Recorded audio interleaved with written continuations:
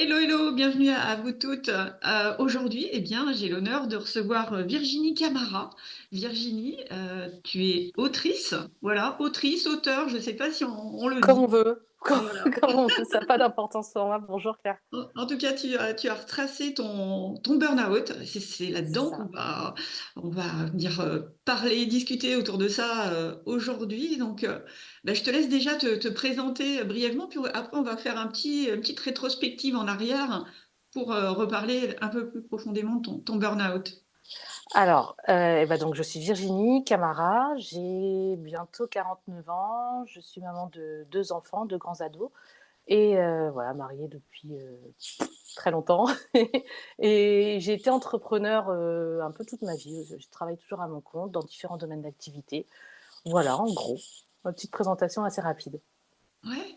Alors, ton burn-out, il a eu lieu il y a combien de temps? Alors, mon burn-out date de 2013. J'avais, ouais, ça fait 11 ans, donc j'avais 37, 38 ans. Et j'ai fait un burn-out, on va dire, suite au décès de mon père.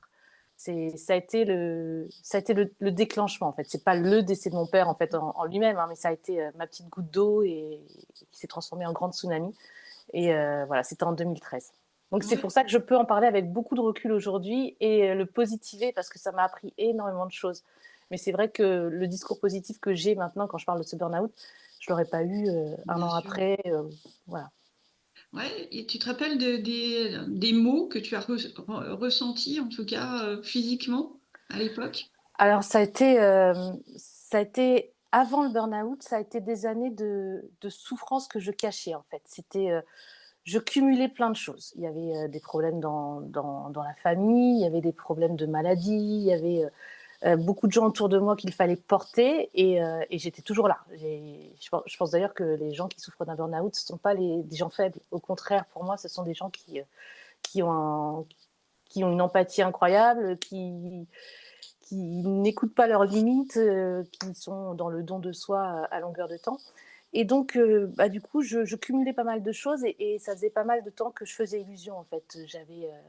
J'avais mis ma poker face et puis c'était vraiment, ouais, ça va, c'est dur, mais ça va. Et voilà. Mais en fait, à l'intérieur, je me sentais complètement détruite. Et quand mon père est décédé, ça a été ce moment où vraiment j'ai tout lâché. Alors, j'ai pas lâché tout de suite. Quand j'ai continué à faire mon ça va, c'est dur, ça va, pendant un mois ou deux. Et jusqu'au jour où j'ai rencontré un médecin que je connaissais et qui m'a dit mais Virginie, ça va, je vois clair en toi, maintenant ça suffit. Et t'es clairement en burn-out, on t'arrête, tu vas prendre des médicaments et tout ça. Et ce jeu d'acteur que je pouvais tenir pendant des mois, que j'ai tenu pendant des mois, voire des années, du jour au lendemain, quand cette personne, et je ne sais pas pourquoi lui, parce qu'il y en avait plein qui m'avaient averti, fais attention et tout ça, mais lui, il y a eu donc je ne sais pas pourquoi ce médecin a eu les mots que j'ai réussi à entendre à ce moment-là, mais je suis tombée vraiment du jour au lendemain, quelqu'un qui faisait illusion à une malade de burn-out. Ça a été vraiment flagrant. C'est que il m'a annoncé les choses, il m'a annoncé que j'étais en burn-out. La première chose que j'ai fait en sortant, c'est que j'ai appelé, j'ai la chance d'avoir mon ami d'enfance qui est psy. Et je lui ai dit, mais tu te rends pas compte ce qu'il m'a dit, je dois prendre des médicaments, mais il est fou, mais jamais de la vie. Moi, je suis trop forte, j'ai pas besoin de prendre des médicaments. Mais non, je suis pas en burn-out et je vais me reprendre et tout. Et c'est elle aussi qui m'a dit, mais c'est bon maintenant, ça, arrête, lâche un petit peu, autorise-toi à craquer un peu, autorise-toi à prendre des médicaments qui ne sont pas des médicaments au long terme, c'est juste une béquille pour te permettre de tenir droit pendant le temps où tu en as besoin. Et ça va aller mieux. Mais si tu continues à faire semblant d'aller bien alors que tu ne vas pas bien, ça n'ira pas mieux. Et vraiment, du jour au lendemain, j'ai dit à mon mari, écoute, voilà, les enfants, la maison, le travail, tu te débrouilles, je suis plus là, je peux plus. Et je me suis mis sous la couette. Et ça a été des longs mois où j'ai été sous la couette, où il a fallu que je digère toutes les années passées, tous les chocs que j'avais pu prendre dans ma vie qui m'avaient vraiment affaibli. Je prends souvent la comparaison avec les batteries du téléphone, tu sais, quand toutes les batteries s'épuisent, et puis à un moment, bah, t'as rien pour recharger. T'as même l'amour des tiens, tes enfants, tout, c'est incroyable. Tu te sens tellement vide de tout que il y a rien qui arrive à avoir de l'emprise sur toi. Et donc j'ai eu plusieurs mois comme ça où ça a été des mois de néant sous ma couette. Voilà. Donc les symptômes, c'est très violent. C'est très violent parce que généralement, je pense vraiment que ce ne sont pas des caractéristiques qui correspondent aux gens qu'on est avant le burn-out. Je sais pas si c'est très français Mmh. ma phrase, mais on est des battants souvent. Et puis il y a ton corps, ton esprit qui te dit stop d'un coup et tu plus la main, tu plus la prise, tu plus de contrôle. C'est violent, ouais. Mmh. Et ta reconstruction alors, est-ce qu'il y a eu des grandes phases pour toi, Ouais. dans cette reconstruction?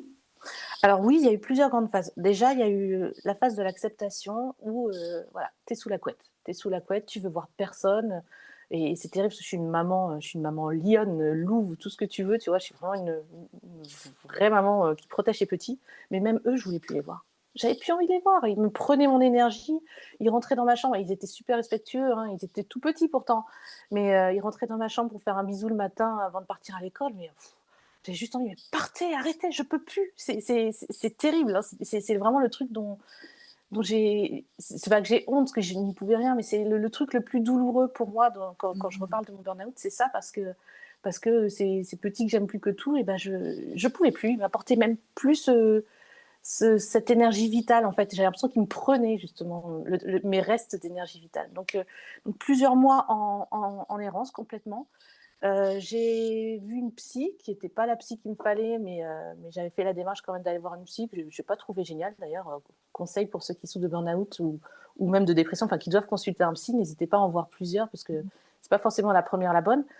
Et une autre étape qui va paraître très cucu, mais cette psy que j'ai vue un jour m'a dit: «Ah ouais, mais en gros, vous n'avez jamais eu le choix dans votre vie». Et alors j'ai trouvé ça complètement nul, Mmh. complètement Dur. Ouais, pas, enfin, ouais, puis ouais. pas juste en plus, parce qu'au finalement, on a toujours des choix. J'ai fait plein de choix et j'ai peut-être pas fait les bons, c'est sûr, Mmh. mais j'ai fait plein de choix. Et quand elle m'a dit ça, en sortant de son cabinet, je me dis: «Ah, j'ai pas le choix, moi». Et ben la première chose que je suis allée faire, c'est que j'ai été adopter un petit chat. Je suis Mmh. allergique aux chats et mon mari n'aime pas les chats. Je ne sais pas pourquoi j'ai fait ça, mais je me suis dit: «OK, moi, j'avais toujours rêvé d'avoir un chat, je pouvais pas à cause de mes allergies, je m'en fous, j'y vais». J'ai adopté un petit chat et c'est une des choses qui m'a sauvée, je crois. Ce petit chat qui m'a suivi partout comme mon ombre, qui m'a donné sans rien attendre en retour, à part les croquettes, c'était tout.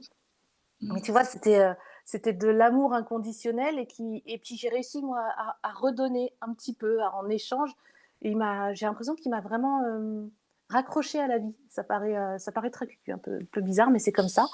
Et après quand je parle du psy, il y a aussi tous ces moments où, parce que même si je positive beaucoup mon burn-out, c'est pas forcément qu'une partie plaisir, ça n'en est absolument pas une d'ailleurs. Mais il y a ces moments où j'allais chez la psy en voiture et où je me disais: mais je vais me prendre l'arbre, mais je vais me soulager moi, mais je vais soulager tout le monde autour de moi. Je suis plus qu'un boulet, il faut que j'arrête. Mes enfants seront plus heureux sans moi, mon mari aussi, il fera sa vie». Enfin, voilà, j'étais en train de me dire que vraiment je n'avais plus de place, plus d'intérêt, qu'il fallait que ça cesse, quoi. Donc Mmh. voilà, je veux pas édulcorer le burn-out parce que c'est, même si on en sort grandi, c'est vraiment un moment difficile. Et donc les autres étapes, ça a été, bah, moi je travaillais qu'avec mon cerveau. Mon cerveau a été vraiment mis en surchauffe pendant toutes ces années de responsabilité, de chef d'entreprise, des choses comme ça. Et du coup, j'avais juste envie de ne plus penser. Je voulais plus réfléchir, je voulais plus prendre soin d'une équipe, de gens autour de moi. Je voulais plus m'inquiéter et être dans la réflexion permanente. Et du coup, j'ai décidé de travailler de mes mains. J'ai commencé, alors attention, hein, c'est 10 minutes, hein, je descends je sors de ma couette, 10 minutes, j'essaie, je suis épuisée, je remonte et je passe la journée à dormir.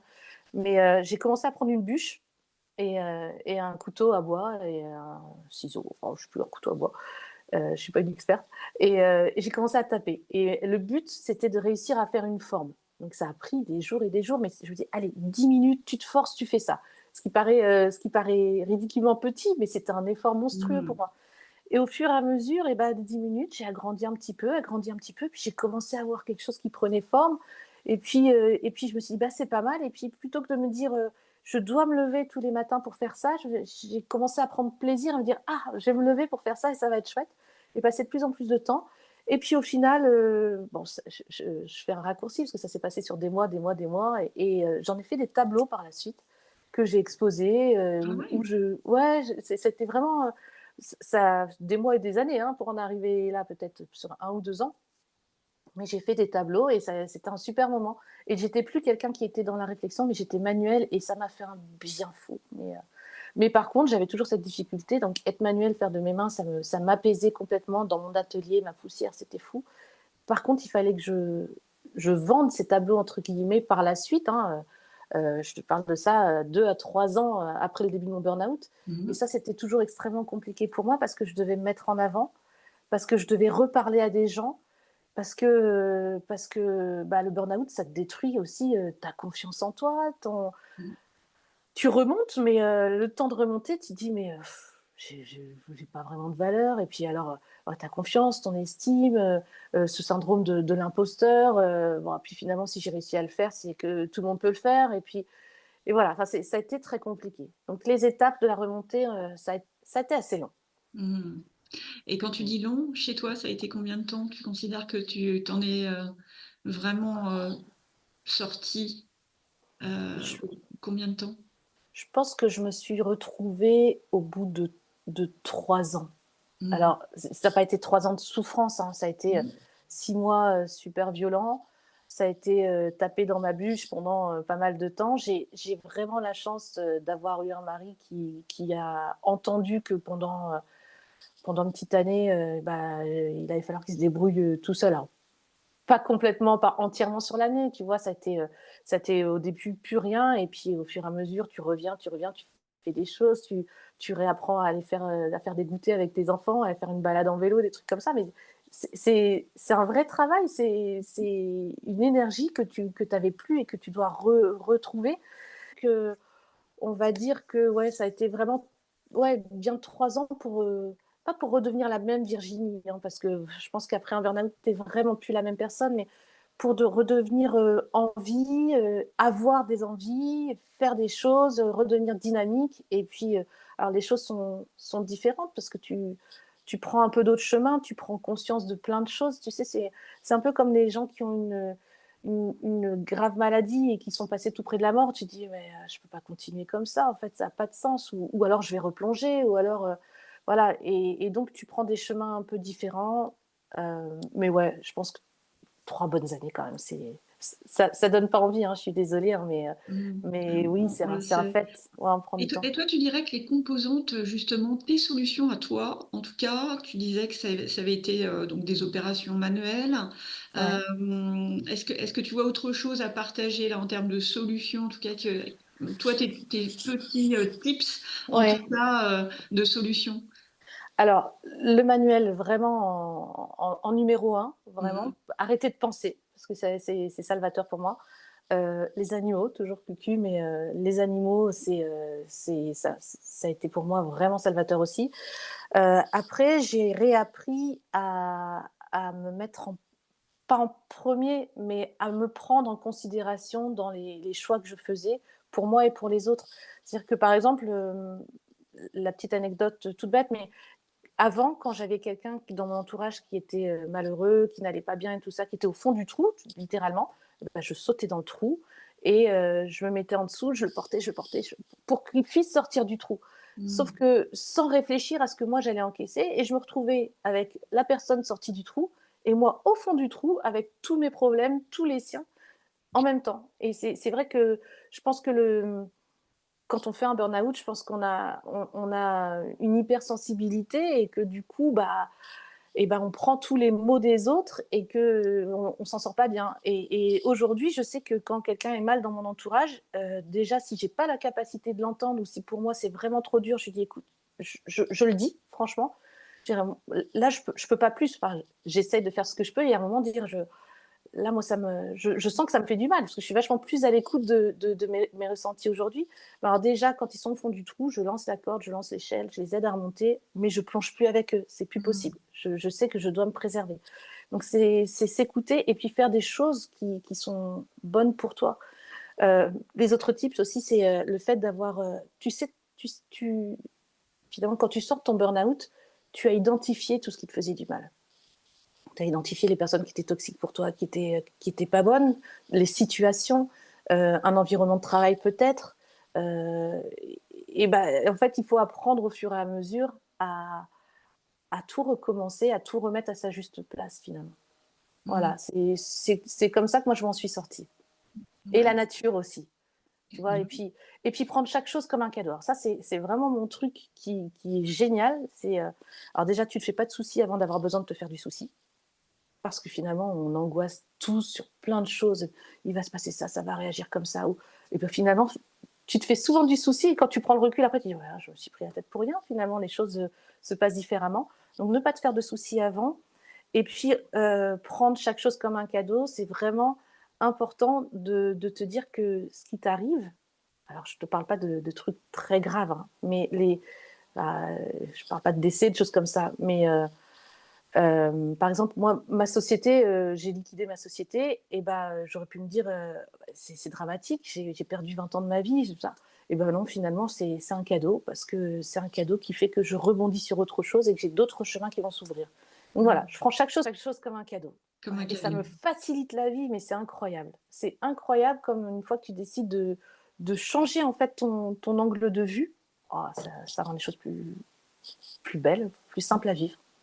Et alors, est-ce qu'il y a eu des changements, majeurs? Justement, tu disais là, tu t'en étais sortie au bout de 3 ans, mais justement, est-ce qu'il y a eu un changement professionnel, par exemple? Est-ce qu'il ou d'autres changements dans ta vie derrière ce Alors, burn-out? professionnel, donc pendant 3 ans, j'ai fait mes tableaux, enfin, au fur et à mesure, je fais tout ça et j'ai fait une grosse erreur, c'est que, bah, comme je suis entrepreneur, j'ai fait que ça toute ma vie et bah, je suis entrepreneur dans l'âme et au bout de 3 ans, mon mari, c'est une boîte à idées, il a des idées tout le temps et un jour, il me dit: «Ah, faudrait qu'on fasse ça, qu'est-ce que tu en penses et tout?» Et puis je lui dis: «OK, on y va».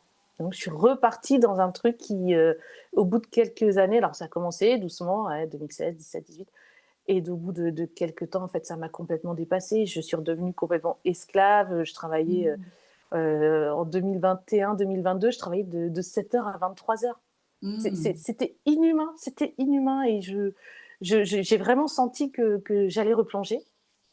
Et donc, en fin 2020, je suis allée voir une psy qui m'a fait des séances de MDR, Mmh. donc le système avec les yeux, là, le mouvement avec Mmh. les yeux. Et alors ça a été incroyable, ça a été vraiment, je pense, heu, la fin de ma guérison. Mmh. Je m'étais pourtant bien retrouvée, mais la fin de ma guérison, ça a été vraiment ce moment-là où, j'ai fait des séances. Alors pour ceux qui connaissent pas, c'est donc on a un premier rendez-vous avec la psy où on explique un peu tous nos problèmes. Moi, c'était hors de question que je fasse une psychothérapie, qu'on aille chercher profond les choses. C'est vraiment pas moi, c'est pas ce que je voulais et j'ai été un peu désagréable quand même en arrivant chez la psy. Parce que j'ai dit: «Bon, je suis là parce qu'on m'a forcé». C'était mon ami psy qui m'a dit: «Écoute, fais ça» et elle arrêtait pas de me saouler avec ça. Non, je l'ai fait, Mmh. vraiment en traînant les pieds, hein et j'ai dit: «Bah, voilà, moi, je veux vraiment un truc, rapide. Je viens vous voir parce que je suis un peu forcée» et elle a été vraiment géniale et on a fait une séance de MDR et j'ai vécu un truc incroyable où toutes les émotions sont ressorties que je pensais pourtant avoir accepté, guéri ou je ne sais quoi. Et pendant 1 heure de séance, en fait, je suis passée des rires aux larmes sans comprendre. C'était vraiment incroyable. Tout plein de choses sont arrivées. Et notamment, une séance, enfin, un moment où je suis avec, où je me vois, en fait, on a les yeux fermés. Enfin, en fait, elle tapait sur mes jambes parce que je voulais pas suivre les trucs avec les yeux, ça me plaisait pas. Elle tapait sur mes jambes pour que, avec les yeux, on fasse le mouvement. Et en fait, ça fait comme un reset dans ton Mmh. esprit, c'est assez incroyable. Et à ce moment, dans la séance, je suis en train de marcher avec mon père en forêt.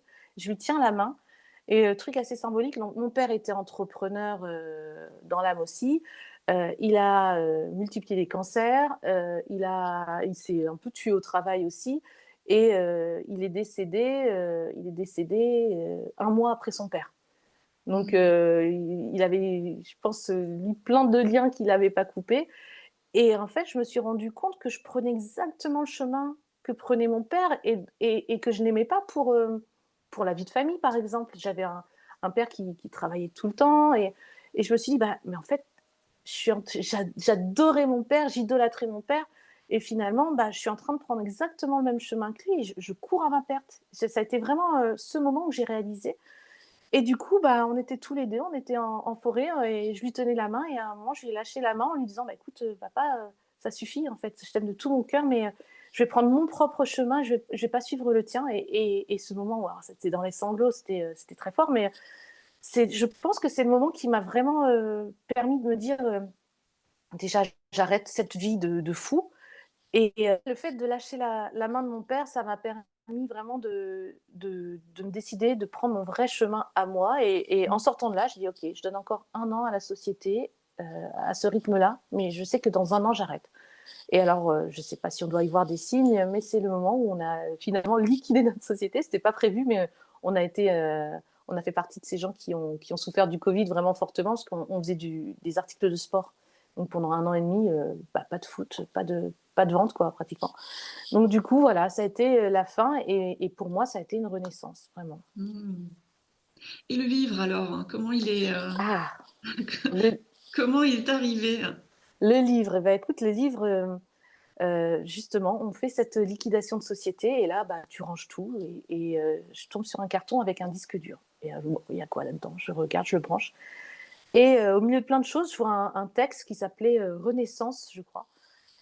Et je lis et en fait, c'était le début d'un livre que j'ai moi-même écrit en 2016, qui raconte mon histoire et dont je n'ai aucun souvenir. Tu vois? C'était 6 ans après, aucun souvenir. Je ne sais pas quand je l'ai écrit, ce que j'ai ressenti, pourquoi je l'ai fait, faire la démarche, où j'étais, je ne sais pas.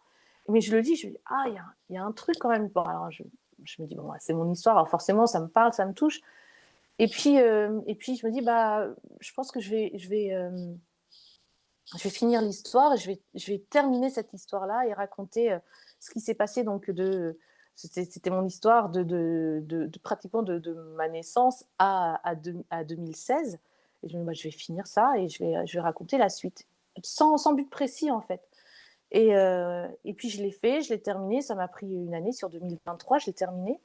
Et je l'ai fait lire à quelques personnes autour de moi. Et alors, les gens qui me connaissaient, bah, les retours étaient excellents. Mais je me dis: «Bah, ils me connaissent, donc est-ce que voilà». Parce que l'intérêt, c'était pas de raconter ma vie, parce que ma vie en soi, elle a pas grand-chose d'intéressant, hein. On a tous finalement un parcours un peu similaire, avec des hauts, des bas, des embûches. Et puis, mais ma façon de le raconter, c'était surtout de dire: «Bah, tu pas seul». Parce que quand on est en plein dans son burn-out, Mmh. on n'a pas l'impression que les autres vivent des choses comme ça. On est comme une coquille vide, Mmh. on se sent terriblement seul et mal. Et moi, j'en entendais pas parler du burn-out. J'en entendais, enfin, surtout en 2016 finalement, ou 2013, pardon. J'en entendais pas parler et je me suis dit, en fait, j'ai envie de dédiaboliser un peu ce burn-out et de faire un partage d'expérience, de pouvoir dire aux autres, c'est chiant, c'est dur, mais tu vas t'en sortir. Enfin, fais les choses que tu dois faire pour ton bien à toi, écoute-toi, prends soin de toi, et puis ça va aller, les choses vont évoluer de toute façon. Donc Mmh. c'était vraiment dans ce schéma-là que je l'ai écrit. Et du coup, comme mes proches étaient très enthousiastes, je me suis dit, je vais le faire lire à des gens que je ne connais pas, enfin qui ne me connaissent pas du coup, et qui vont avoir un vrai avis neutre sur l'histoire. Et tous les avis ont été excellents. J'avais fait un panel de gens, d'hommes, de femmes, d'âge, de catégories socio-professionnelles, de tout en fait. Et les retours étaient toujours les mêmes. Et je me suis rendu compte que finalement, on était tous dans la même galère. Mmh. On est tous dans la même galère. Il n'y en a pas un à la fin de sa vie qui va pouvoir te dire, écoute, alors moi, ma vie, tranquille. Ça s'est passé, mais comme ça, c'était très plat, il n'y avait rien, pas de haut, pas de bas. Mais non, on a tous eu des moments très durs. Et finalement, le fait d'en parler, eh ben, tu te rends compte que, bah, allez, il y en a. Le nombre de gens depuis mon livre qui me disent, mais moi aussi, je suis en burn-out, ou j'ai fait un burn-out, mais c'est Mmh. fou, c'est fou.